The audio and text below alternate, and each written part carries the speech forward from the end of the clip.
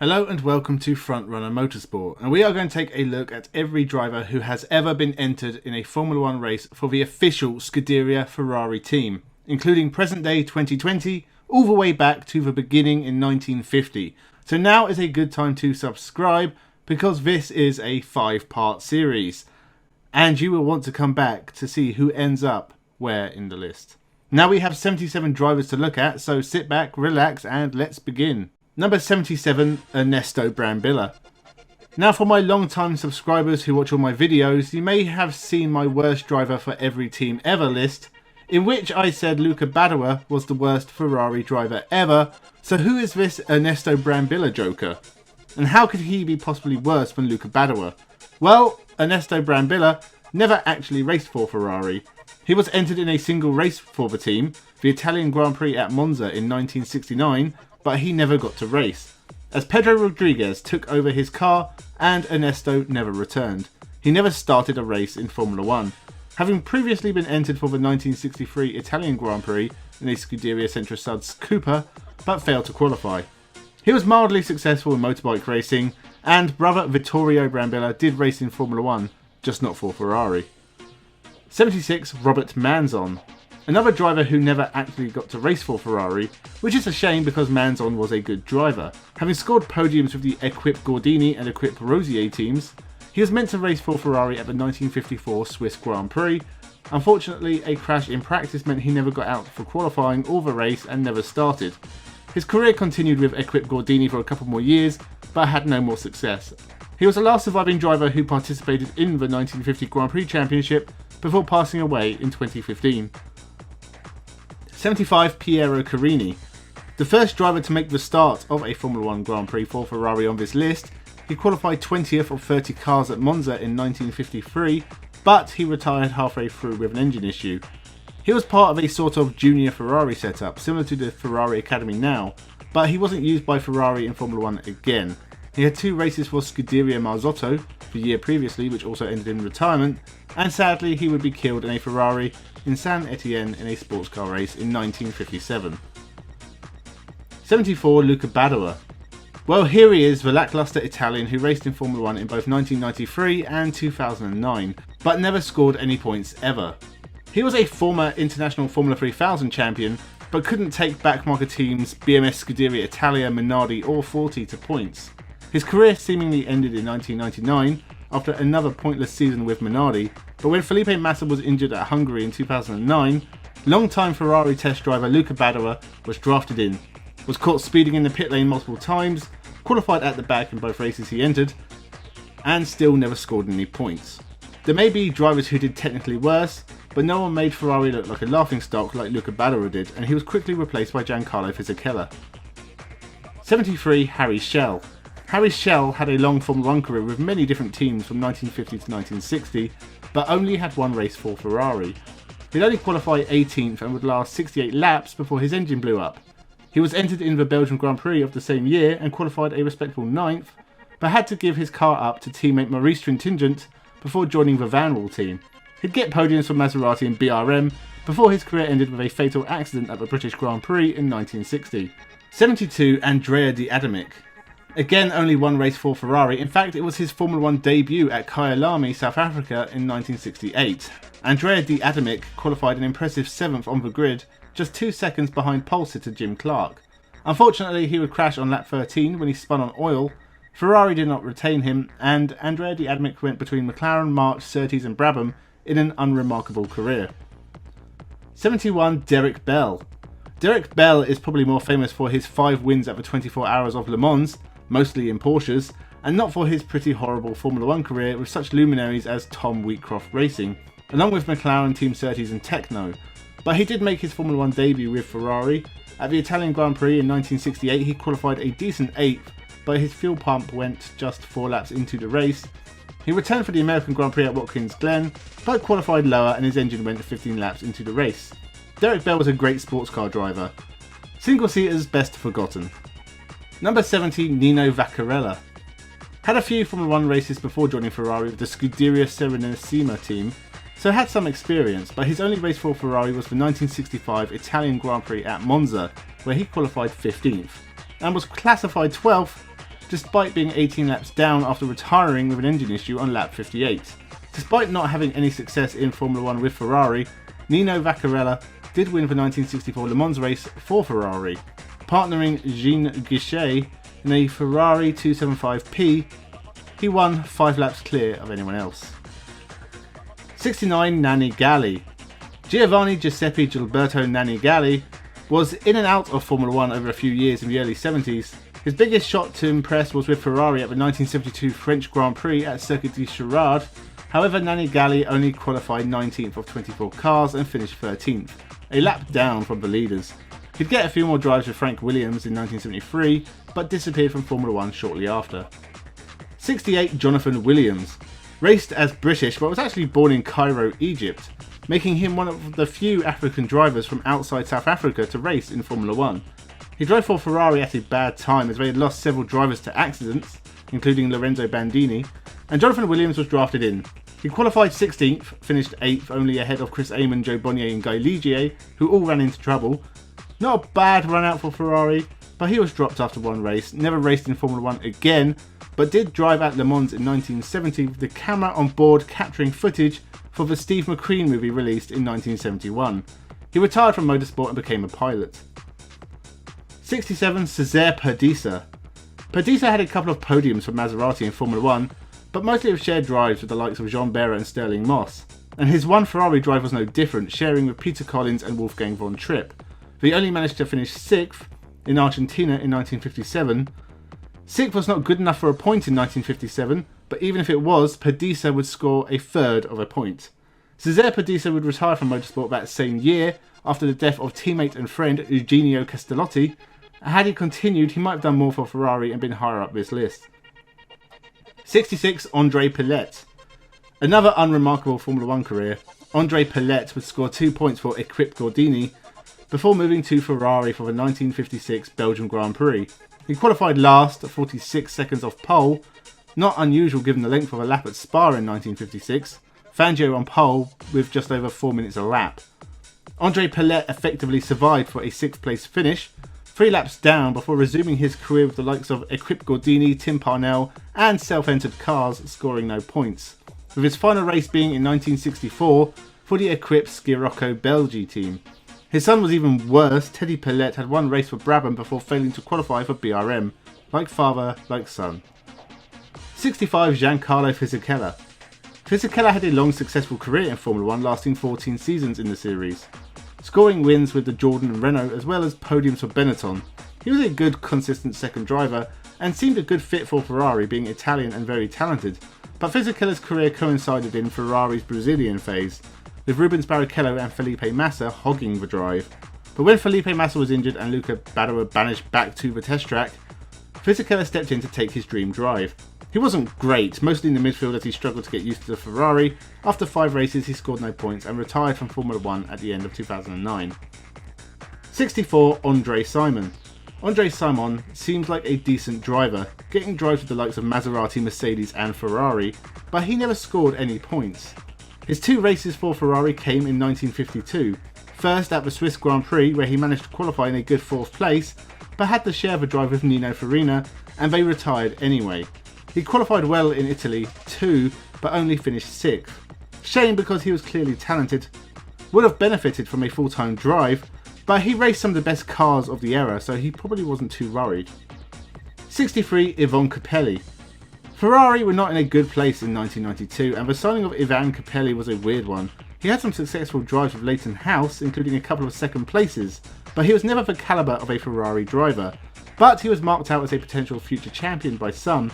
He scored 3 points but retired from most of the races through the season, was never on the pace with teammate John Alesi, and was replaced for the last 2 races by fellow Italian Nicola Larini.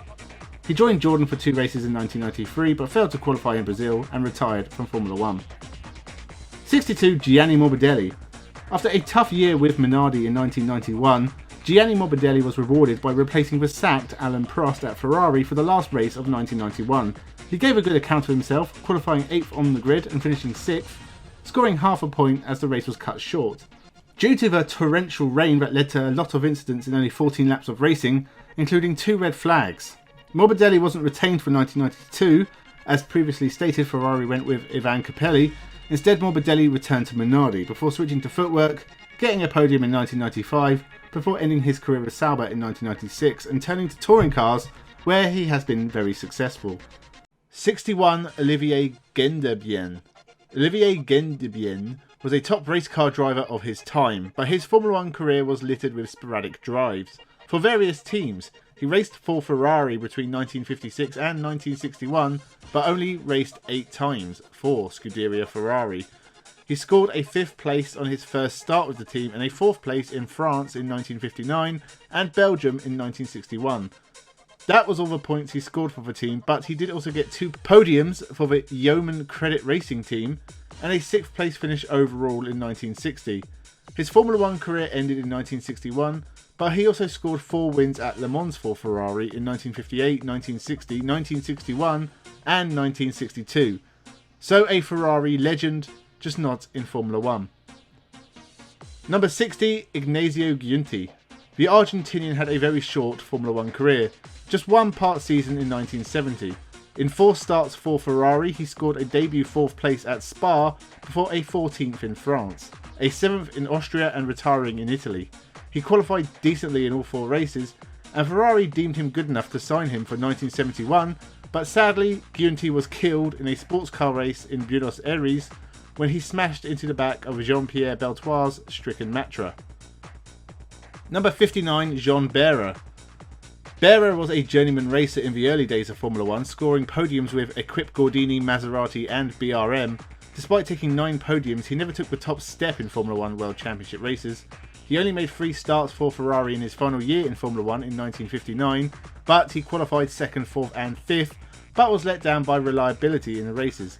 He took a 5th place in the Dutch Grand Prix and won a non-championship race at Aintree, before being sacked after punching his manager, Romolo Tavoni, amongst others, and would be killed in a self-entered car at Avus in Germany later in the year.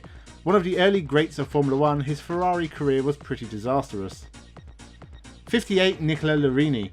Italian touring car legend Nicola Larini had 2 brief bites of the Ferrari cherry. He replaced Ivan Capelli for the last 2 races in 1992.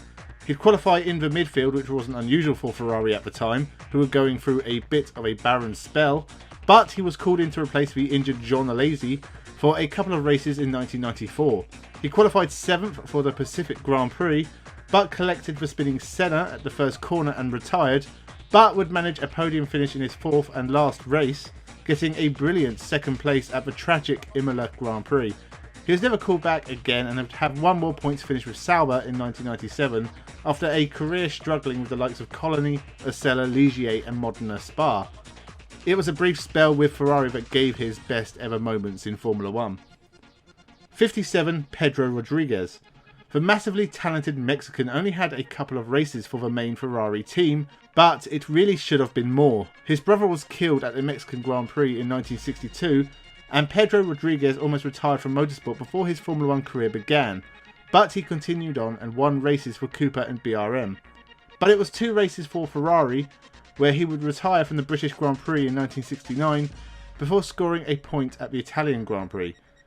He'd moved to the Ferrari affiliated North American racing team where he scored more points before sadly being killed at the Nürburgring in a sports car race in 1971. 56. Raymond Sommer. A very successful pre-war racer, Raymond Sommer won the 24 Hours of Le Mans twice in a self-entered Alfa Romeo 8C in only the 10th and 11th runnings of the race in 1932 and 1933.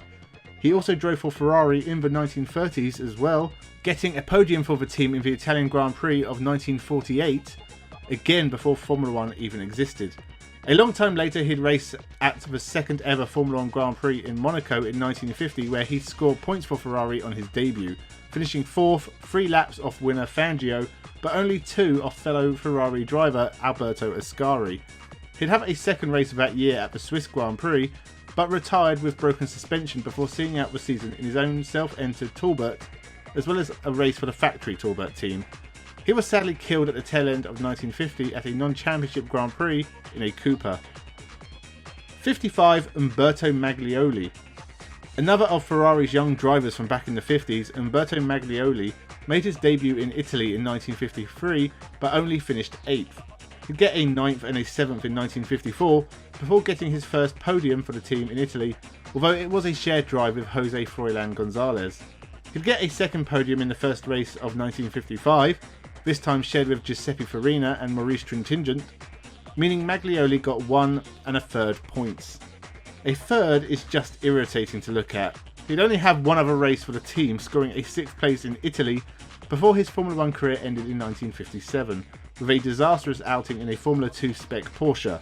It was a bit of a waste of young talent to only give him sporadic drives, but he did a job for Ferrari when necessary. 54. Alfonso de Portego. Alfonso Cabeza de Vaca y Leighton, 11th Marquis of Portego in Spain, the Spanish aristocrat took a hand to everything from Formula 1 to bobsleigh. He had 5 races for Ferrari, the last 4 of 1956 in which he mostly didn't finish except for a 2nd place in the British Grand Prix shared by Peter Collins. He'd shared the points with Jose Froilan Gonzalez in Argentina in 1957, and this was his last race for Ferrari before his untimely death at the Mars Miglia, where he was killed along with his co-driver and 9 spectators, including 5 children. He was known for his aggressive driving style. Co-driver Nelson said, "Every time Portego comes in from a race, the front of his car is wrinkled, where he has been nudging people out of the way at 130 miles per hour." 53. Willie Mares. Another part-time driver who had a smattering of Formula 1 drives over 4 years and was known for a couple of big crashes that left him in the hospital. He had 10 starts for Ferrari, of which he finished 3, but he scored a podium in Italy in 1960. He'd have drives for Equipe Nationale Belge and Lotus in 1961, before returning to Ferrari for the rest of his Formula 1 career. He often qualified well, including 3rd in his penultimate race in Belgium in 1963, but he had only one other points finish, a 4th place in Italy in 1962. Sadly, he committed suicide after a career-ending injury from a Le Mans crash in 1970. 52. Ricardo Rodriguez. The brother of Pedro Rodriguez, he was the youngest driver to score points in Formula 1 for over 38 years, from the 1962 Belgian Grand Prix to Jenson Button scoring his first points at the Brazilian Grand Prix in the year 2000. He only made 5 starts for Ferrari in 1961 and 1962, with a best 4th place in the Belgian Grand Prix, but was sadly killed in practice for the non-championship Mexican Grand Prix in 1962 in a Rob Walker Lotus. He was someone who was pegged as a future world champion, but like his brother died far too early to prove the points. 51. Arturo Merzario. Merzario had a surprisingly long Formula 1 career that saw him debut for Ferrari in 1972 to ending his career with his own team in 1979. He failed to qualify or only participated part-time for most of those years, but it was his first 2 years that was spent with Ferrari. He scored a point on his debut at the British Grand Prix in 1972.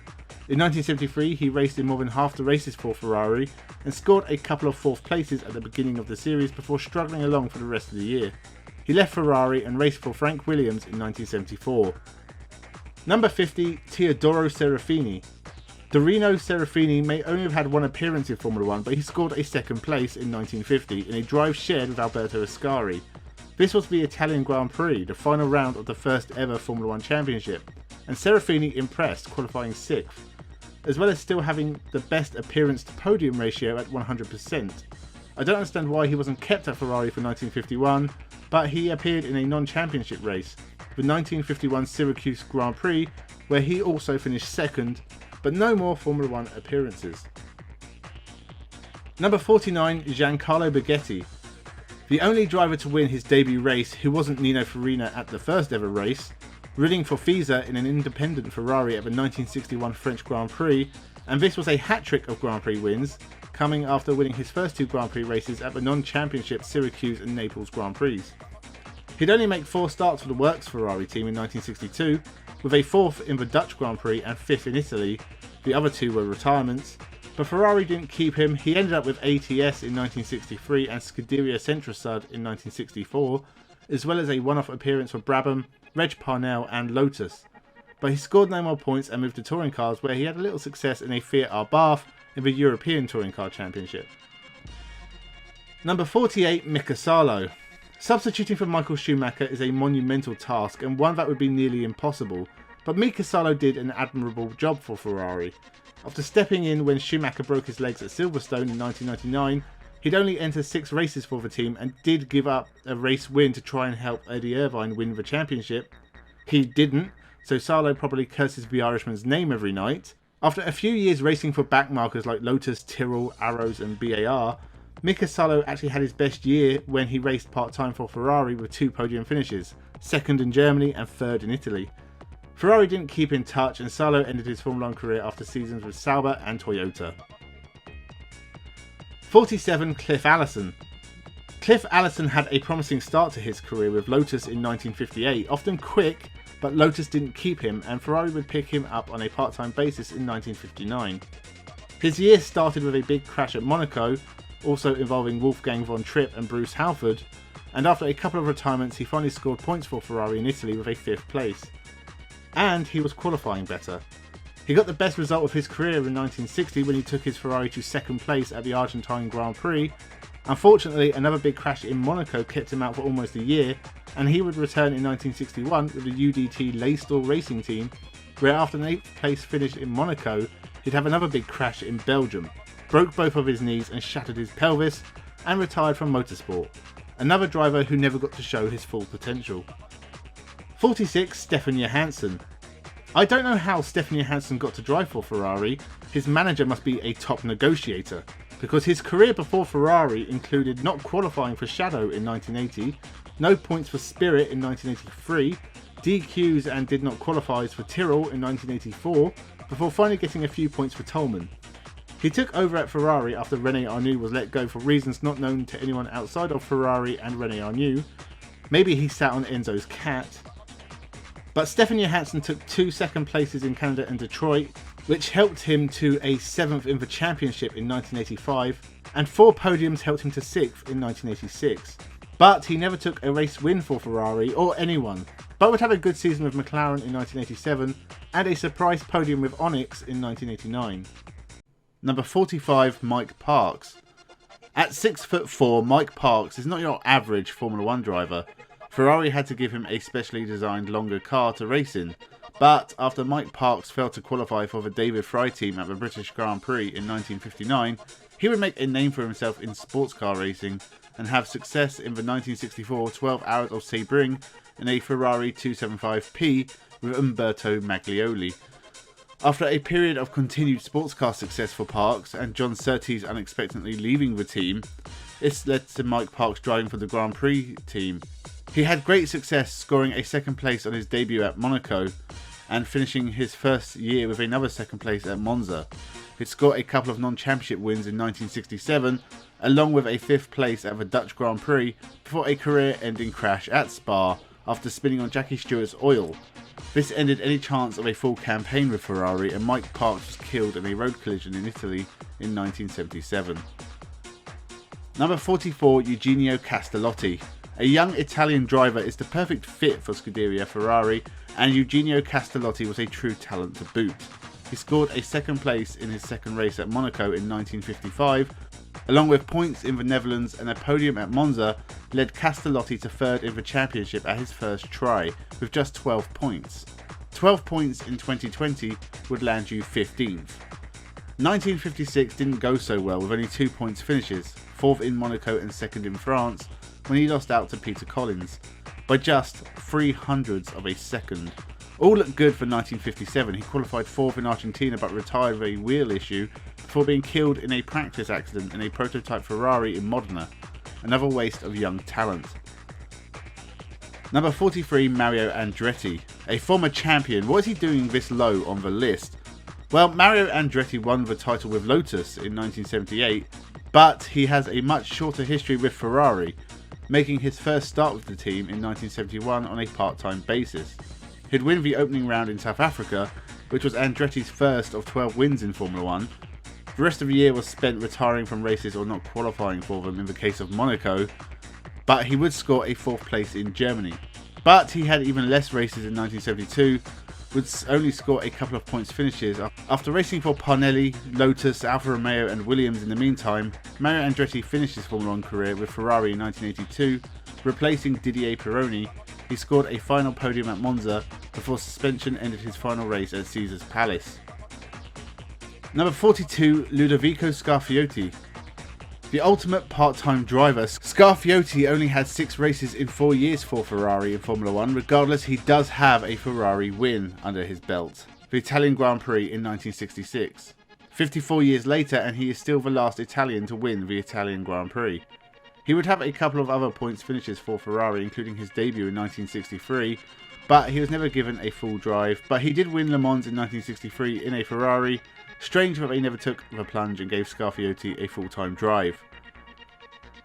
Number 41, Maurice Trintignant. The only driver to race for Bugatti in Formula 1. France, 1956, look it up. Maurice Trintignant was the original journeyman racer in Formula 1, racing for Equipe Gordini, Ecurie Rosier, Van Wall, Bugatti, Wob Rorke, Scuderia Centrosud, BRM, David Brown, Scuderia Serenissima, Reg Parnell, and also his own self-entered team in his final few races in 1964, in a career that lasted 14 years in Formula 1, including 2 Monaco wins. He first raced for Ferrari in 1954, scoring 2 podiums and finishing 4th in the championship. He'd only get 2 points finishes for Ferrari in 1955, a shared podium in Argentina, followed by his first Monaco win. He led the championship after 2 rounds, but no more points finishes meant another 4th in the championship. He briefly returned in 1957 for 3 races, and he got another couple of points finishes, but nothing ever came of it. One of the best early drivers never to be champion. Number 40, Paul Freire. A driver who only got a few races with Ferrari, but he was a great talent, not just in Grand Prix racing, but more in sports car racing. Another Ferrari F1 driver who was also a Le Mans winner, winning in 1960 with Olivier Gendebien. He only had 3 races in Formula 1 for Ferrari, an 8th in Monaco and a 4th at Spa in 1955, and a 2nd place at Spa in 1956. He was almost only brought in as a Spa specialist, as it was Paul Freire's home track. He even has a corner named after him.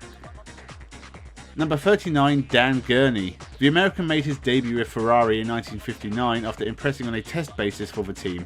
He'd scored a 2nd in Germany and a 3rd in Portugal in only his 2nd and 3rd Formula 1 races. After just 4 races in 1959, Dan Gurney managed to finish 7th in the championship. He would go on to win 5 Grand Prix, including being the only driver to win a Formula 1 race for both Porsche and Eagle. He'd never be champion or race for Ferrari after 1959, but Dan Gurney did a grand job for Ferrari in his 4 races. Number 38, Luigi Musso. Luigi Musso has been a podium scorer for fellow Italian brand Maserati, 2nd in Spain in 1954 and a 3rd at the Dutch Grand Prix in 1955. So Ferrari signing him made sense, and he won in a shared drive with Juan Manuel Fangio at the 1956 Argentine Grand Prix. He retired from the other 3 races he had that year, but 2 2nd places in 1957 helped to a decent 3rd in the championship behind Fangio and Moss. He'd scored 2 more 2nd places at the start of 1958, but was killed at the French Grand Prix in a horrifying accident. Notably, he had an ongoing rivalry with Ferrari teammates Peter Collins and Mike Hawthorn, who shared their prize money evenly but left Musso out. They would also both be dead within a year. The early days of Formula 1 are very scary. Number 37, Richie Ginther. Another man who debuted with Ferrari, getting a point in Monaco in 1960, followed by another point in the Netherlands. He had a brief break, not starting the French Grand Prix in a Scarab, whatever the hell that is, before returning to Ferrari with an amazing 2nd place in Italy, in a Ferrari 1-2-3 behind Peter Collins but ahead of Willy Marias. He'd have a full season in 1961 where a few podiums led to a decent 5th in the championship. He had a decent career, getting a single win for Honda in 1965, as well as finishing 3rd in the championship with BRM in 1963. Number 36, Piero Taruffi. Former European motorcycle 500cc champion Piero Taruffi, a championship he won all the way back in 1932 on a Norton, started his Formula 1 career at the final round in 1950 for Alfa Romeo, but moved to Ferrari in 1951, scoring a 2nd place in Switzerland, but only another couple of points finishes for a 6th place finish in the final standings. 1952 was his best year, winning in Switzerland to start the season, podiums in France and Britain, and taking a 3rd place in the championship as well as a couple of non-championship races. He'd only have a couple more races for Ferrari in the next couple of years, as well as Mercedes, Maserati and Van Wall. His final win was the 1957 Mile Miglia, which featured the death of Alfonso de Portego, which we mentioned in the previous video, and after those tragic events, Piero Taruffi promised his wife he'd never race again, and he kept that promise. Number 35, Luigi Villarezzi, a pre-war racer who made his Ferrari debut when Ferrari debuted at Monaco in 1950, where he sadly retired with a rear axle failure and scored no points for 1950. But he got a run of 3 third places in 1951, which led him to a good 5th overall in the championship. In 1952, he only competed in 2 races, finishing 3rd in both. 1953 started with a best 2nd in Belgium and the Dutch Grand Prix, but a disappointing mid-season and a final podium in Italy at season's end led to another 5th overall. He'd later raced for Maserati and Lancia amongst others, and then was retired by the end of the 1950s. He also had 6 non-championship wins, one of the elder statesmen of older Formula 1 racing. Number 34, Jean Alesi. What is a world-renowned driver like Jean Alesi doing down in 34th on the list? Well, his time with Ferrari wasn't spectacular. It came at a bad time for Ferrari. Jean Alesi had spent 2 years with Tyrrell in 1989 and 1990, getting a couple of second places in the process, and he was picked up by Ferrari for 1991 to partner French legend Alain Prost. But Ferrari had not won the Drivers' Championship since 1979, but Prost and Mansell in 1990 had at least been competitive. In 6 years with Ferrari, Jean Alesi would do no better than 5th in the championship and would only get 1 win, the only win of his career in Canada in 1995. But Jean Alesi would claim 16 podium finishes in that time. It was just a lot more was expected of the Frenchman. He saw out his career with Benetton, Sauber, Jordan and Prost, but no more wins would ever come Jean Alesi's way. A really good driver, just ended up at Ferrari a few years too early. Number 33, Tony Brooks. One of the great unsung talents of early days Formula 1, Tony Brooks was the first driver to win a Grand Prix in a British car in Formula 1, winning for Vanwall in 1957 at Aintree. After finishing 3rd in the championship with Vanwall in 1958, he moved over to Ferrari for a single season, taking a 2nd at Monaco, winning in France and Germany, racing for Vanwall at the British Grand Prix because the Italian workforce were on strike, but he got a final podium at the American Grand Prix at Sebring and only just missed out on the title, finishing 7 points behind Jack Brabham and slightly ahead of Sterling Moss. Tony Brooks saw out his career with a couple of appearances in old Vanwalls before a final season with BRM, but a career with 6 wins and numerous podiums, a couple of close calls in the overall championship. Also, Tony Brooks is the last Grand Prix winner from the 1950s to still be alive. Number 32, Patrick Tambay. A driver I spoke about at length a long time ago on this channel. Patrick Tambay had a very tough challenge in front of him when he joined Ferrari, midway through the 1982 season. He had to jump in and fill the shoes left by Gilles Villeneuve. It went pretty well. Tambay had a disappointing time at McLaren in 1978 and 1979 and bad spells with Theodore Racing and Ligier in 1981. He wasn't on the grid at the start of 1982 but ended up racing for Ferrari in the latter half of the season. It was a pretty tragic season for Ferrari with Gilles Villeneuve's death and Didier Pironi losing the championship after suffering a career-ending injury. Tambay scored his first win in Formula 1 at the German Grand Prix and ended the season 7th, even though he missed most of the season, including 2 races towards the end with a bad back. He'd have a full season in 1983. Another win at Imola and several podiums led to a decent 4th overall in the championship, only 19 points behind champion Piquet, but he was replaced by Michael Alboreto and spent his last few years with Renault and the original Haas team, a truly underrated driver. Number 31, Chris Amon. Another driver I have spoken at length about, and well known as the unluckiest driver in Formula 1 ever. Chris Amon was a greatly talented driver who never won a Grand Prix. He scored 6 podiums for Ferrari in 2.5 years.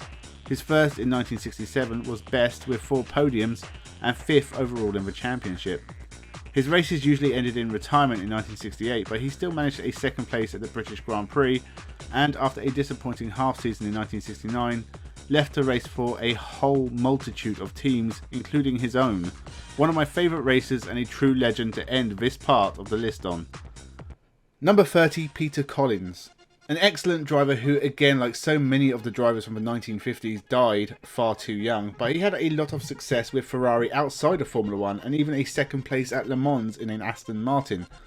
But after having little success in Formula 1 with Alta, Vanwall and Maserati, it was a move to Ferrari in 1956 that made his career, as short as it was. He won 3 races in just 2.5 years and finished 3rd in the championship in 1956. He took 2 wins in a row in Belgium and France in the Lancia Ferrari D50, as well as several shared podium drives. He had a couple of podiums in 1957 but struggled compared to teammates Mike Hawthorn and Luigi Musso. Peter Collins, as mentioned previously, was a good friend of Hawthorn's and would often share prize money with him. But the pair kept Luigi Musso out, and the rivalry often pushed them to take risks, a leading factor in Luigi Musso's death. Peter Collins himself would be killed in 1958 after taking a win at the British Grand Prix. Collins would be killed chasing Tony Brooks' Van Wall in Germany. Number 29, Giuseppe Nino Farina. The first driver to ever win a Formula 1 race and the first ever champion in Formula 1, winning for Alfa Romeo in 1950. Giuseppe Nino Farina wrote himself into history with Alfa Romeo, but it was after his time with Alfa was up that he joined Ferrari. He only had 2 full seasons with Ferrari, and despite not winning a race in 1952, 4 second places led to second in the championship behind teammate Alberto Ascari. In 1953 he would take his only win with Ferrari at Germany, but 3 more second places led to 3rd in the championship behind Ascari and Fangio, which isn't a bad result considering the incredible talents of the pair. Farina was definitely up there in quality with his counterparts, but he retired from full-time Formula 1, only taking selective drives in 1954 and 1955, taking a couple of shared podiums and points finishes. Number 28, Lorenzo Bandini. An incredibly talented Italian driver who Ferrari took their time in giving a full-time drive, despite having sports car success with the team, winning at Le Mans in 1963 with Ludovico Scarfiotti in a Ferrari 250p, 16 laps clear of second place in a race that Ferrari filled the top 6. In Formula 1, Bandini debuted in 1961 with Scuderia Sentra Sud in a Maserati Cooper, but didn't score points before getting a podium on his Ferrari debut in Monaco in 1962. He'd only have 2 more drives that season, but didn't score points before Ferrari decided he was only going to race in sports car races for the team. But Bandini went back to Sentra Sud in Formula 1, but points in Britain meant Ferrari grabbed him back for the rest of the year, scoring a couple more points finishes. 1964 was his best year, taking his first ever win at the first ever Austrian Grand Prix, as well as a couple of podiums leading to 4th in the championship. He'd only get 1 second place in 1965 and a couple of podiums in 1966, before sadly being killed at the Monaco Grand Prix in 1967, an accident that saw hay bales banned from racetracks. Not that they ever had any business in racetracks anyway, just shows how crazy dangerous motor racing used to be. Number 27, Jose Froilan Gonzalez. The Argentinian who took Ferrari's first ever win in Formula 1 had 2 non-finishes in 1950 with the Scuderia Achilles Varzi team in a Maserati, and also raced a self-entered Talbot at the first race in 1951, before joining Ferrari later that year and winning the British Grand Prix. Also taking 3 other podium finishes in a year with only 8 races, including the Indy 500, this led to 3rd in the championship behind Fangio and Ascari. He'd leave Ferrari for Maserati in 1952 and 1953, taking several podiums before returning to the Scuderia in 1954, winning a 2nd British Grand Prix, along with a few other podiums and a 2nd in the championship, beaten once again by compatriot Juan Manuel Fangio, although by some way. He would only enter the Argentine Grand Prix in 1955, finishing 2nd in a shared drive, as well as 2 final drives, both in Argentina. 1957 he'd share a 5th place, before returning in 1960 only managing 10th. Another legend from the early days, he also won the 1954 Le Mans race with Maurice Trintignant. 26, Michele Alboreto. The hugely underrated Italian, hints at a future video there, Alboreto had already won 2 races for Tyrrell before joining Ferrari in 1984. In his 14-long-year career, he'd spent 5 with Ferrari, but the first 2 were the best. He'd win his 3rd race for Ferrari at Spa, but a long list of retirements mid-season ruined his title hopes, despite podiums in Austria, Italy and the European Grand Prix. He finished 4th, which wasn't bad, but 1985 was a great season for Alboreto. 2 wins at Canada and Germany, along with 6 other podiums, led to a 2nd place in the championship, just 20 points behind Alain Prost in the McLaren, with Ferrari just 8 points behind McLaren in the Constructors. Poor reliability wrecked the rest of his time at Ferrari, with only 1 podium in 1986 but 9 retirements, leading to only 9th in the championship. He would get 3 podiums in 1987, but 12 retirements, and only 1 other points finish led to 7th. before a better 1988 with a few podiums but more points finishes leading to 5th. He'd leave Ferrari and see out his career with Tyrrell, LaRousse, Footwork, BMS Scuderia and Minardi, taking a final point in Monaco with Minardi in 1994. Number 25, Nigel Mansell. A world champion later in his career, but the incredibly talented Mansell had been the last driver personally selected by old man Ferrari himself. He chose to drive for Ferrari at a bad time though. 1989 was a year of development with a new semi-automatic gearbox in the Ferrari. There was a lot of frustration and reliability issues, but Nigel Mansell surprised everyone by winning his Ferrari debut at Brazil, followed by 4 retirements and a disqualification in Canada for starting the race too early. A mix-up in the pit lane meant Mansell got out before the safety car came round and picked up the field after an aborted start due to Berger stalling on the grid. He had a gold patch of 5 podiums, including a win in Hungary, but followed this with more retirements, a disqualification in Portugal for reversing in the pit lane, and a race ban. Overall, he finished 4th, but the signing of Alain Prost in 1990 meant that Nigel Mansell was no longer the lead driver for the team. He'd take a win in Portugal and a few podiums, but it was another tough year with many retirements and only a 5th in the championship. Mansell was going to retire at this point, but Frank Williams came in with an offer, and a couple of years later Mansell would be champion. Number 24, Eddie Irvine. The original second driver for Ferrari, teammate to Michael Schumacher, meaning he was always going to play second fiddle in the Ferrari pecking order, but Eddie Irvine was brought in after a few decent years with Jordan and partnered with German Machine for 1996. It was a rough year for Irvine. Despite a podium on his debut, it was a year of retirements and being a long way off Schumacher, only 4 points finishes leading to a 10th in the championship. He'd do better in 1997, getting 5 podiums and rising up the grid, but he was still a long way off Schumacher even though the latter was disqualified from the championship.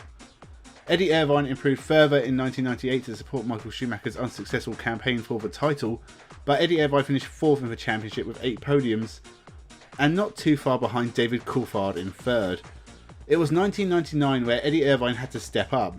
He took his first ever win in Australia, but still looked to be playing a supporting role, before Michael Schumacher broke his legs at Silverstone and Irvine was thrust into the limelight as Ferrari's best hope with the help of Mika Salo.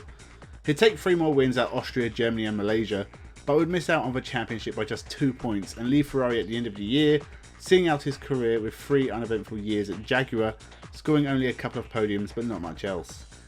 Number 23, Clay Regazzoni.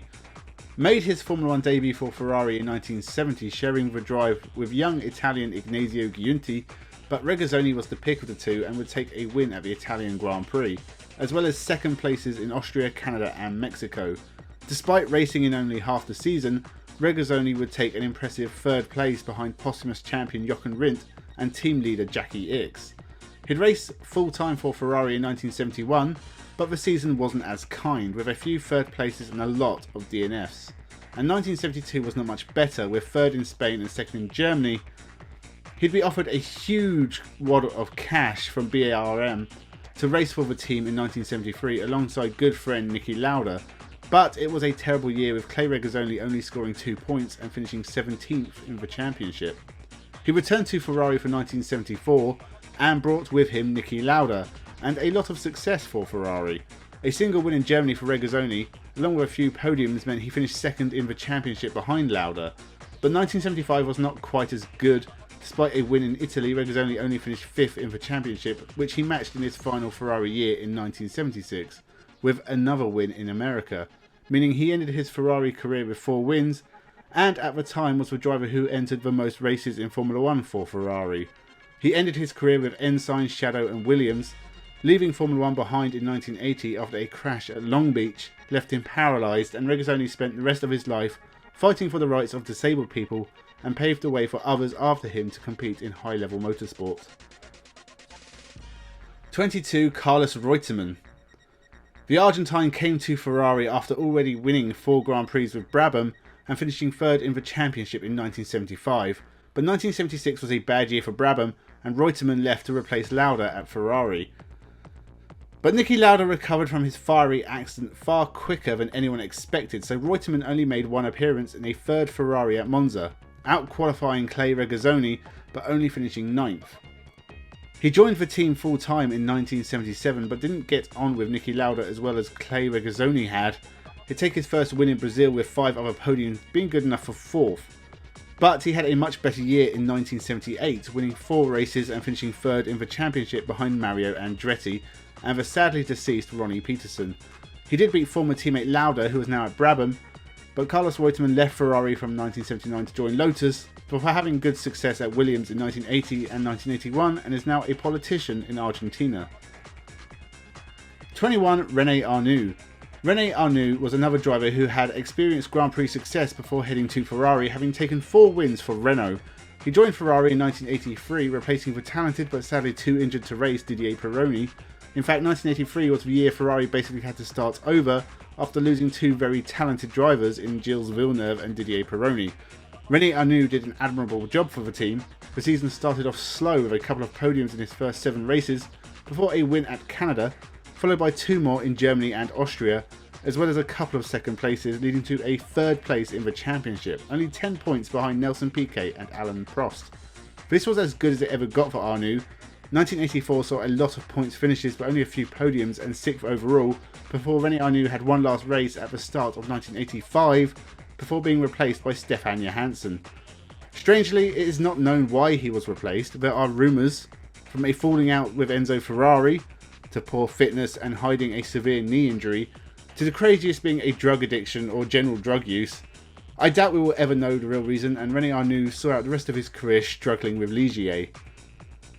Number 20, Alain Prost.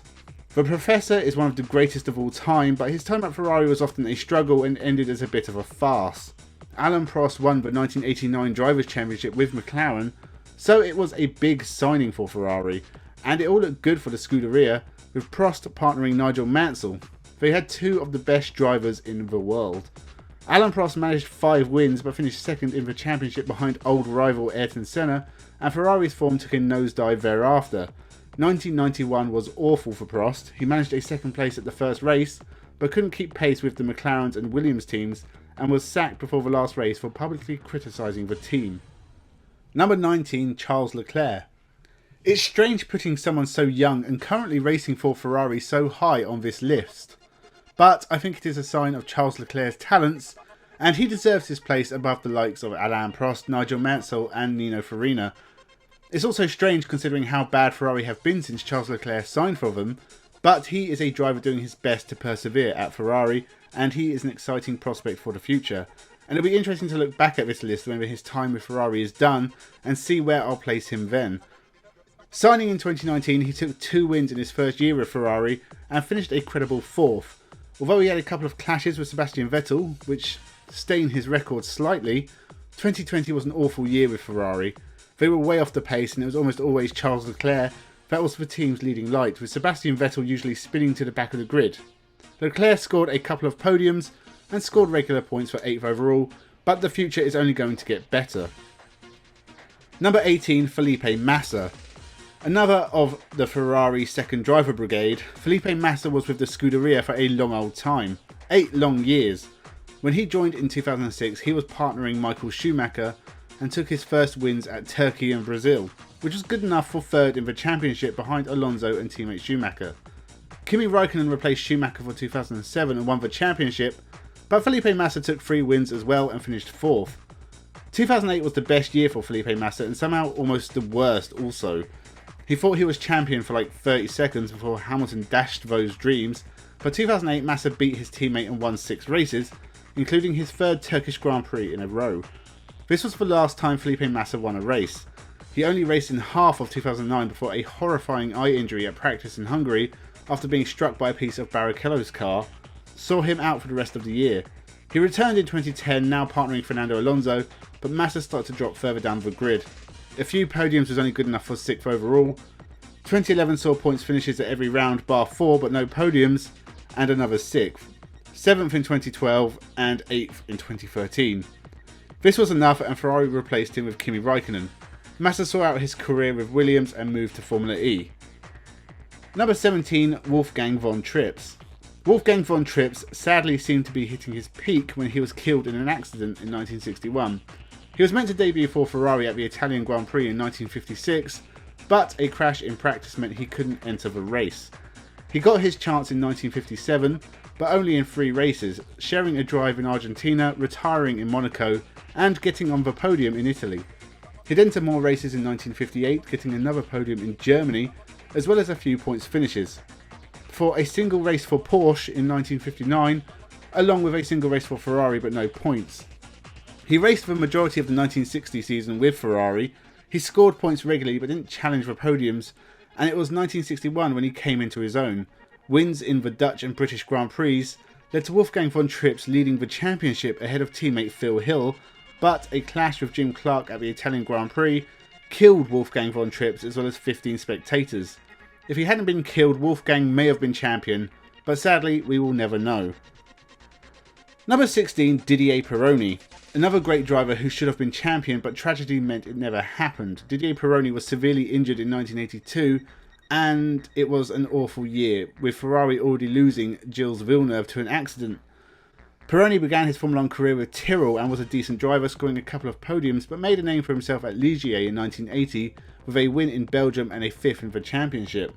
He joined Ferrari for 1981, but it was a poor year for Ferrari, with Pironi only managing 13th in the championship with a few points finishes. Villeneuve only managed 7th and Ferrari were 5th in the Constructors. He took his first win at the contentious Imola Grand Prix in 1982. He overtook Gilles Villeneuve, who thought there was an agreement not to pass. Gilles apparently refused to speak to Didier Pironi ever again, which turned out to be true after he was killed in Zolder in a massive crash. Pironi continued on, winning the Dutch Grand Prix and going into the German Grand Prix with a healthy 9-point lead in the championship, but he crashed into Alain Prost in the rain and severely fractured both his legs. He'd never race again, and despite missing 4 races in 1982, only lost the championship by 5 points. Surely he would have been champion. Number 15, Rubens Barrichello. How can a clear Ferrari number 2 make it so high on this list? Well, Rubens may have been there to support Michael Schumacher, but he was also a very successful driver in his own right. In 6 years with Ferrari, he finished 2nd in the championship twice, 3rd twice, took 9 wins, 55 podiums, and was a great ambassador for the team. After 4 years with Jordan and 3 with Stewart, he was signed by Ferrari to replace Eddie Irvine in the year 2000. He finished 2nd on his debut behind teammate Michael Schumacher in Australia, and would take his first Ferrari win in Germany. Things got better in 2001 as Ferrari established their dominance. No wins but podiums at almost every round, with only 7 of 17 races without champagne. 4 more wins in 2002, a couple in 2003 and a couple more in 2004, but his final year in 2005 was a disappointment, only finishing 8th in the championship. He left Ferrari to join Honda in 2006 before another good season with Brawn and a few final years with Williams, before retiring in 2011 as the driver with the most races in Formula 1 at that time. He may have been the 2nd driver, but he accomplished plenty in red. Number 14, Juan Manuel Fangio. 14th may seem low for one of the greatest drivers in Formula 1 history, especially as he was also the 1956 champion with Ferrari, but he did only have 1 season with the Scuderia. It was just a very successful one, taking 3 wins in the Ferrari Lancia D50, as well as a couple of 2nd places. It was just enough to beat Sterling Moss in the Maserati, and he left Ferrari to win his final championship with Maserati in 1957. Fangio was a successful driver, but most of that success came with Alfa Romeo, Maserati and Mercedes, but his single season with Ferrari was a great one. Number 13, Jody Scheckter. The only South African champion in Formula 1, in fact by far the best South African to race in Formula 1 ever, as well as the last Ferrari driver to be Drivers' Champion for 21 years, until Michael Schumacher took the crown in 2000. Scheckter made a name for himself with Tyrrell, taking 4 wins between 1974 and 1976, before joining Walter Wolf Racing, where 3 wins for the small independent team led to an impressive 2nd in the championship. He joined Ferrari in 1979 and took 3 wins along with a very consistent season, took the championship at his first attempt. But 1980 was an awful year, not just for Scheckter but for Ferrari in general. Jody Scheckter scored just 2 points all season with 1 points finish, and didn't even qualify for the Canadian Grand Prix, and with Ferrari finishing 10th in the Manufacturers' Championship behind the likes of Arrows and Fittipaldi Automotive, Jody Scheckter retired from Formula 1 and watched as Ferrari struggled to win anything for the next 20 years. Number 12, Gerhard Berger. I think most people forget that Gerhard Berger had 2 spells with Ferrari, each lasting 3 years, sandwiching a spell with McLaren. In the middle of his 14 long year career, After a rough start to Formula 1 with German tyre company ATS and Arrows, Gerhard Berger made a name for himself with Benetton, taking his first ever win in Mexico in 1985. He joined Ferrari the year after and was a consistent midfield runner for the team. A long run of retirements robbed him of a better season, as would be the case for most of his time with Ferrari. He'd get a second place in Portugal before taking 2 wins at Japan and Australia. Despite a whole heap of DNFs, he managed to finish the season 5th overall in the championship. 1988 was tough for anyone who wasn't racing a McLaren. The only race not won by McLaren drivers Ayrton Senna and Alain Prost was the Italian Grand Prix at Monza, won by Gerhard Berger, who was also the best of the rest all season, taking 4 other podiums and finishing the championship 3rd, although a long way off the McLaren duo. But he had out-qualified Mikel Alboreto at every race, and only finished behind him once at the French Grand Prix. Alboreto left Ferrari for 1989, and Berger was now joined by Nigel Mansell in a very fragile Ferrari. Berger didn't finish the first 11 races and was injured in a heavy crash at Imola, but saw him miss the Monaco Grand Prix. He finished 2nd in Spain and Italy and won the Portuguese Grand Prix, ending his first spell at Ferrari after 3 productive years at McLaren as teammate to Senna. Gerhard Berger rejoined Ferrari in 1993. Ferrari were not competitive and Berger mostly ran around in the midfield, but the team were much improved for 1994. Berger lost close friends Ayrton Senna and countryman Roland Ratzenberger, but on track he took several podiums and a win at Hockenheim in Germany, ending the year with a respectable 3rd in the championship. His final year with Ferrari in 1995 saw a number of podiums but no wins, and he left the team once again at the end of the year. On the face of it, Berger's time at Ferrari wasn't great, but the amount of retirements from winning positions must have made it a frustrating time for Berger, and he was always pushing for Ferrari. A great driver with a great legacy, Gerhard Berger is a driver who should have more wins than he does, but did well nonetheless. Number 11, Gilles Villeneuve. The tragically short legacy of Gilles Villeneuve makes him a hard man to place, as he almost certainly would have been world champion someday if not for his fatal accident. He has almost become a mythical figure in Formula 1 and should be a fan favourite amongst any true motorsport fan, if for his duel with René Arnoux at Dijon in 1979 alone. Apart from a single race for McLaren in 1977, Villeneuve's brief Formula 1 career was spent entirely with Ferrari, replacing Niki Lauda for the last 2 races of 1977. His early career saw many crashes and mistakes, including one at Fuji where he killed a spectator and a track marshal. In 1978 it took 8 races to score his first points, with a 4th place in Belgium, and later in the season, proving his doubters wrong, there were calls for Ferrari to replace him, with a podium in Austria and a win in Canada, at the track that now bears his name. He is still the only Canadian to win in Canada, and he was much improved from 1979, taking 3 wins and even could have been champion, but he obeyed Ferrari and stayed behind Jody Scheckter at the Italian Grand Prix and finished behind teammate Jody in the championship by just 4 points. His win at a very wet American Grand Prix was also noteworthy, as he ended a practice session 9 seconds ahead of anyone else, quite a distance in Formula 1. 1980 was a rough year for Ferrari. They didn't have a full ground effect car compared to rivals and struggled for points. Villeneuve scored just 6 but still beat Jody Scheckter, who then retired. The first ever turbo car debuted in 1981, and by all accounts it was a terrible dog of a car with throttle lag and handling issues, but massively faster than anything else on the straights. Despite the car being rough to drive, Gilles Villeneuve took 2 wins at Monaco and Spain, where the top 5 finished within just over a second of each other. Ferrari had the fastest car in 1982 and all looked good for the team. After a 1-2 finish where Villeneuve fell out with teammate Didier Pironi at Imola, he was killed in a crash with Jochen Mass at Zolder. In a season where Didier Pironi would also not finish the season due to severe injuries, Ferrari would have had a drivers' champion, either Villeneuve or Pironi. They still won the Constructors, but Gilles Villeneuve left a legacy with a track in Vancouver named after him, and a son who became world champion in 1997, although he never drove for Ferrari, probably because he's quite annoying. Number 10, Kimi Räikkönen. Kimi Räikkönen was very lucky to be champion for Ferrari. By all accounts, it should have been Fernando Alonso or Lewis Hamilton who should have won that championship, but infighting and bad luck cost them, and let the ever-consistent Ferrari of Kimi Räikkönen to sneak in and win the 2007 championship after being 3rd entering the final race. He did take 6 wins, including his first Ferrari race at Australia, so it wasn't just luck, he was there all season, shattering the McLarens. After 2007, his heart didn't really seem in it anymore. It was left to Felipe Massa to challenge Hamilton in 2008. Räikkönen only took 2 wins at Malaysia and Spain, and he was still a consistent driver, taking several podiums and finishing 3rd in the championship. 2009 was a bad year for Ferrari, who did not take to the new regulations well. Kimi Räikkönen took the team's only win of the year at Spa in Belgium and finished the year 6th. He left Ferrari and Formula 1 to pursue rallying, but after realising that was a really bad idea, he returned to Formula 1 with Lotus in 2012, and after 2 good seasons he returned to Ferrari. In 2014, Ferrari were once again off the pace, with Kimi Räikkönen finishing the year 12th, with his best finishes being a 4th at Spa and a 6th at the Hungaroring. But Räikkönen would be joined by Sebastian Vettel and would spend the next 4 years backing his teammate up in a charge for the World Championship that would be futile against the dominant Mercedes team. Kimi Räikkönen was a consistent ever-present who got caught up in too many midfield incidents, but did a good job for the team. But he only took 1 win in his Ferrari comeback in America in 2018, and he left Ferrari again shortly after, and is now still racing at Alfa Romeo with the 2021 season set to be his 19th year in Formula 1. And Kimi Räikkönen is the most experienced Formula 1 racer ever.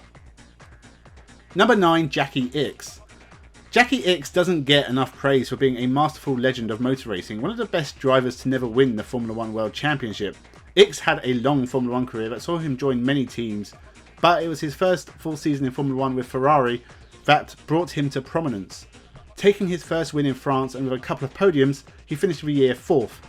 He joined Brabham in 1969 and finished 2nd in the championship before returning for Ferrari for 1970, and after a bad start took a 2nd in Germany and a win in Austria, and 2 more wins whilst chasing down deceased championship leader Jochen Rindt. He only just missed out, but later he said he was glad he did not take the championship as he did not want to beat a man who couldn't defend their championship lead. 1971 started well with a 2nd in Spain and 3rd in Monaco, and a win in Zandvoort, but 6 retirements in the last 7 races and an 8th place in the only other race meant Jackie Ickx only finished 4th. 1972 was much the same, good results and a win in Germany surrounded by DNFs and another 4th in the championship. His final Ferrari year in 1973 was much worse, with only a few scattered points finishes, and Ickx left the team midway through the season because Ferrari had pulled out of Ickx's favourite German Grand Prix, where he finished 3rd in a McLaren. Ickx would finish his career with the Frank Williams team, Walter Wolf Racing, Team Ensign, and finally Ligier in 1979. But outside of Formula 1, Ickx has won Le Mans 6 times, the Bathurst 1000, the Can-Am Championship, European Formula 2, the World Endurance Championship, and the Paris-Dakar Rally. So there isn't much he hasn't won. Number 8, Fernando Alonso. Fernando Alonso's time at Ferrari was disappointing only because he never won the championship. The 2-time world champion joined Ferrari in 2010, replacing Kimi Räikkönen. He won on his Ferrari debut and took 4 more wins and only lost the championship by 4 points. He probably should have won but for a Ferrari blunder when they pitted to cover Mark Webber and ended up stuck behind Vitaly Petrov, allowing Sebastian Vettel to win the race and the title. 2011 was nowhere near as good despite 10 podiums and a win at the British Grand Prix, which he inherited when Red Bull threw their chances in a bin. 2012 was better. Wins in Malaysia, Valencia and Germany gave him a massive 40-point lead in the hunt for the title, but several incidents and mechanical issues meant he ended up behind Sebastian Vettel once again, and again once more in 2013, although further off this time, but 2 more wins seem to be pointing Ferrari in the right direction. Despite well beating Kimi Räikkönen by out-qualifying him 16 times, he only had a couple of podiums and ended his final Ferrari season 6th in the final standings. He left Ferrari for McLaren, dropped further down the grid, failed to win the Indy 500, but has won the 24 Hours of Le Mans race twice, and Alonso will return to Formula 1 with Alpine, but his Ferrari days are definitely over. Number 7, Sebastian Vettel. Replaced Fernando Alonso from 2015 onwards, Sebastian Vettel had just about as much luck as Fernando Alonso in winning a championship for Ferrari, but in his time the Scuderia could never get on terms with Mercedes. He won his 2nd race with Ferrari in 2015 and only finished outside the points at 2 races, along with 2 wins meant he was the best of the rest, some way behind the Mercedes pair, but well clear of everyone else. 2016 was a frustrating year, several podiums but no wins, and being T-boned by Daniel Kvyat at Russia didn't help his mood, along with a shouting match with race director Charlie Whiting, probably the signs the wheels were falling off. But Vettel bounced back in 2017. 5 wins and only 7 races off the podium meant he finished a lot closer to Lewis Hamilton than should have been possible, although not enough to lay a real challenge to him. But it meant eyes were on Vettel to break the Mercedes streak in 2018, and it started well.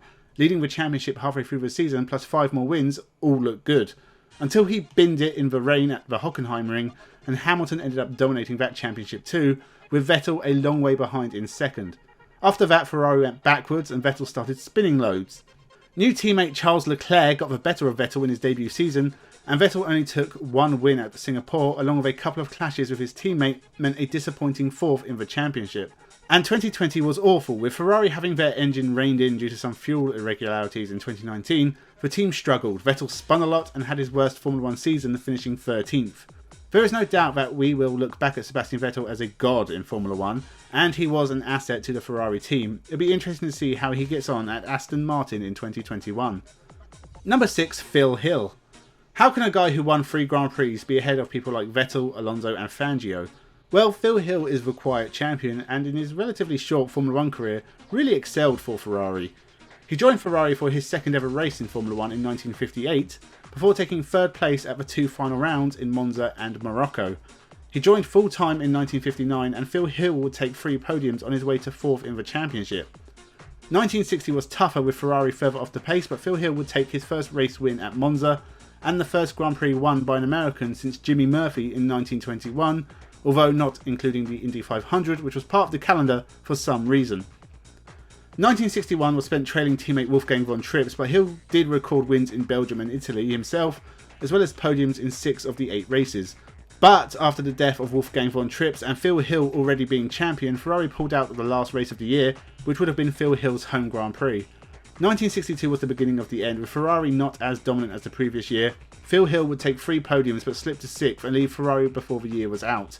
He did also win 3 Le Mans for Ferrari and is a legend in their eyes, but Phil Hill deserves to be remembered as a great addition to Formula 1's history and deserving of top 6 on this list. Number 5, John Surtees. Former motorcycle champion John Surtees switched to Formula 1 in 1960 with Lotus, but joined Ferrari in 1963, winning in Germany but having many DNFs and only finishing 4th in the championship. In 1964, despite a fair few retirements, he managed 2 wins in Germany and Italy, as well as podiums in Britain, the Netherlands, America and Mexico, which took him to the title just ahead of Graham Hill. The following years were difficult ones, with only 3 podiums and an injury from a testing crash in a Lola T70 at Motorsport in Canada meant he missed the final 2 rounds of the Formula 1 season, and he himself was a half-inch shorter on one side. He returned in 1966 and won in Belgium, but his relationship with Ferrari turned sour, as made famous by the events of Le Mans 1966. And with a strong challenge from Ford with the improved GT40 ready to beat Ferrari, there are conflicting stories of what happened even before the start. Ferrari could only afford to enter 2 cars instead of 3. I believe John Surtees from this point on, as he said he was driving with Ludovico Scarfiotti, and Surtees thought as the fastest Ferrari driver, he should take the first stint and go hell for leather to push the Fords, to chase him down, but was refused due to politics and Scarfiotti's uncle in attendance, and happening to be the CEO of Fiat, who owned Ferrari. Surtees left because of this and the lack of support from Enzo Ferrari and joined Cooper in Formula 1 instead. Neither he or Ferrari won the title in 1966, and Ferrari didn't win Le Mans either. They probably should have listened to Mr. Surtees. Number 4, Mike Hawthorn.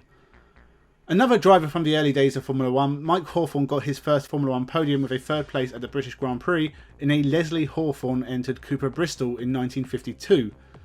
He was picked up by Ferrari for 1953 and put in a decent season, taking his first win in France, and with a couple of other podiums took 4th in the championship. 3 second places and a win in Spain helped him climb to 3rd in 1954 with 24 and 9/14ths of a point. Some way off Fangio, but less than a point behind teammate Jose Froilan Gonzalez thanks to the stupid fraction system. In 1955, Hawthorn moved to Vanwell for a couple of races but rejoined Ferrari in just 3 Grand Prix that year and didn't score any points, and after a year off returned to Ferrari in 1957. He'd scored a couple of podiums, but would only manage 4th in the championship. 1958 would prove to be his final year in Formula 1. He'd only take 1 win in France, but 5 second places in the last 7 races helped him lift the title by a single point ahead of Stirling Moss, who should have been champion. Not only had Moss won 4 races compared to Hawthorn's 1, but he had stopped Hawthorn getting a penalty in Portugal that subsequently led to him beating Moss in the championship. Mike Hawthorn would be killed near Guildford in 1959 on a piece of road I drive on nearly every day. There was rumours he had a terminal illness, but it was sad that the new champion died just a few months after his retirement from Formula 1. Number 3, Alberto Ascari. One of the first Ferrari drivers in Formula 1, he raced at the 1950 Monaco Grand Prix, finishing 2nd, as well as 2nd in Italy, helping him to 5th in the first ever championship. In 1951 he took his first wins in Germany and Italy, as well as 2 second places to finish second in the championship behind the Alfa Romeo of Juan Manuel Fangio. In 1952 he took the championship with ease. He skipped the Swiss Grand Prix and entered the Indy 500 but spun out and finished 31st, meaning after 2 rounds Ascari had no points. He took the final 6 wins of the year and the title and returned in 1953 with more wins and another title. He left Ferrari in 1954 after a pay dispute and joined Lancia, but the car was not ready and he entered a couple of races with Maserati and a single race for Ferrari in Italy before debuting the Lancia at the final round. His final race was the 1955 Monaco Grand Prix, where he ended up in the harbour before being killed in a testing crash in a car he wasn't supposed to be driving. The world was robbed of one of the great early talents of Formula 1. Number 2, Niki Lauda. After 3 unsuccessful years with March and BRM, you'd be forgiven for thinking that Niki Lauda was just going to be another average Formula 1 back marker, but that changed in 1974 when he joined Ferrari alongside good friend Clay Regazzoni at the latter's suggestion. He took his first Formula 1 win in his 4th race for Ferrari at the Spanish Grand Prix and took another at the Dutch Grand Prix and was leading the championship after scoring a couple of points at the British Grand Prix. Unfortunately, 5 retirements in a row ended his championship chances and he ended the year 4th in the overall standings. He was a big part of why the Ferrari was successful in 1975, as he was very committed to testing and improving the car. 3 wins in a row at Monaco, Zolder and Anderstorp, followed by 2nd in the Netherlands and another win in France, gave him a 22-point lead in the championship, and with another win in America eased him to the title. 1976 looked like it's going to be the same way, with 4 wins and 2 second places in the first 6 races, followed by another win in Britain before the famous crash at the Nürburgring left Lauda burnt and severely injured, and the events of Rush happened. Lauda came back far quicker than anyone was expecting and only missed a couple of races, but lost the championship to James Hunt after pulling out of Fuji in the wet. Something that after his crash that year, I do not blame him for. He returned stronger in 1977, only 3 wins but 6 second places meant another title, despite bad relations with Ferrari and new teammate Carlos Reutemann, and he left because the team were running a 3rd car for unknown Canadian Gilles Villeneuve in Canada. But he was still the champion and would take another title win in 1984 with Brabham. Niki Lauda is most famous for his accident at the Nürburgring, but he was a dominant racer and an intelligent one. Another driver whose name crops up in the greatest of all times list, but only the 2nd best Ferrari driver ever. Who could possibly be first? And number 1, Michael Schumacher. After looking at the other 76 drivers on this list, it may seem like a bit of a predictable end with Michael Schumacher taking the top spot, but you can't overlook what he did for Ferrari and how they've been weaker since he left. After winning 2 world championships for Benetton, Schumacher, along with Ross Brawn, moved over to Ferrari in 1996, but they were a step behind the Williams team, and Schumacher only took 3 wins on his way to 3rd overall. 5 wins followed in 1997, but it was all for naught, as he once again lost out to Williams, and was disqualified from the championship after steering into Jacques Villeneuve. Not the first time Schumacher was scrutinised for dirty tactics. In 1998, Ferrari had a new challenger in the form of McLaren, as Williams slipped down the pack. Mika Häkkinen beat Schumacher to the title, despite Schumacher winning 6 races, and it looked like more of the same in 1999 until Schumacher had a horror crash at Silverstone, broke his leg and missed 6 races. He returned in 2000 and finally won his first championship. 9 wins, and what followed was one of the most dominant periods in motorsport as Michael Schumacher and Ferrari kept winning the championship until 2004. 9 more wins in 2001, 11 in 2002, 6 in 2003 and a massive 13 wins in 2004. In his final 2 Ferrari years, Schumacher would struggle against the new young midfield, with the likes of Fernando Alonso, Kimi Raikkonen and Juan Pablo Montoya all presented a new challenge. He'd only take 1 win in 2005 and his 7 final F1 wins in 2006. In 11 years with Ferrari, he never finished lower than 5th in the championship. In 1999, when he missed a chunk of the season, he won at least 1 race every year. Ferrari since have had just 1 drivers' championship in 17 years. It was a shame he returned with Mercedes in 2010, spending 3 years with the team before they became their own success juggernaut, but it only served to damage Schumacher's legacy.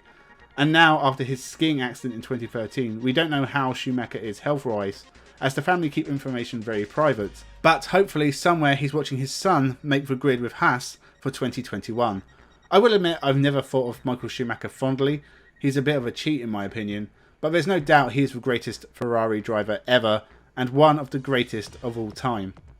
So that is the end of this long saga, rating every Ferrari Formula 1 driver in order, from Ernesto Brambilla in 77th to Michael Schumacher as the ultimate number one.